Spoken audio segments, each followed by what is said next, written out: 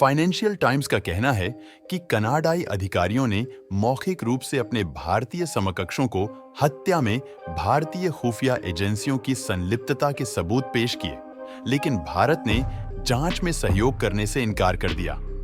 अब समाचार रिपोर्टों के अनुसार कनाडा इस मामले पर भारत के साथ निजी बातचीत करना चाहता है।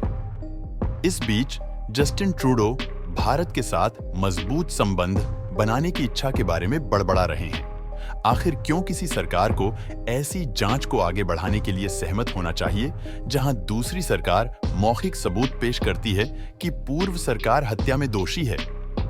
यदि बिल्कुल सच है तो कनाडाई सरकार वास्तव में कह रही है, अरे हम मानते हैं कि आप दोषी हैं, लेकिन वास्तव में हमारे पास कोई ठोस सबूत नहीं है, तो आप क्यों नहीं स्वीकार करते कि आप दोषी हैं और हमें सबूत देते हैं?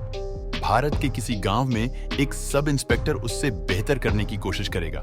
इसके अलावा किसी देश का प्रधानमंत्री अपनी संसद में सार्वजनिक रूप से भारत पर हत्या का आरोप लगाता है और फिर सार्वजनिक रूप से भारत के साथ निजी बातचीत करना चाहता है। यह कैसा जोकर शो है? हालांकि मजाक के अलावा पिछले 2 हफ्तों ने सावधानी से सिले हुए उस घूंघट को तोड़ दिया है जिससे पश्चिम के नेता, टिप्पणीकार और पत्रकार पारंपरिक रूप से अपना चेहरा ढंकते रहे हैं।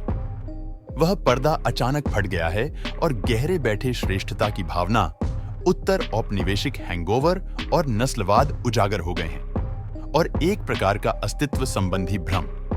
सीधे शब्दों में कहें तो पश्चिम का मानना है कि ट्रूडो सही हैं क्योंकि वह श्वेत हैं। पश्चिम कई मोर्चों पर गंभीर संकटों से गुजर रहा है। साबुन और तौलिए से लेकर फोन और ऑटोमोबाइल तक अपने नागरिकों के जीवन की न्यूनतम गुणवत्ता बनाए रखने के लिए यह चीन पर बहुत अधिक निर्भर है। यूक्रेन का युद्ध यूरोप को लगातार कंगाल बना रहा है। यूरोप की सबसे बड़ी अर्थव्यवस्था जर्मनी अब तकनीकी रूप से मंदी में है। इस बीच रूस का सकल घरेलू उत्पाद प्रतिवर्ष 2% की दर से बढ़ रहा है। पश्चिमी समाज जागो के उदय, एक अतार्किक और कट्टर पर्यावरणवाद जो विज्ञान या डेटा की परवाह नहीं करता है और अवैध प्रवास के असाधारण स्तर से तेजी से परेशान हो रहा है।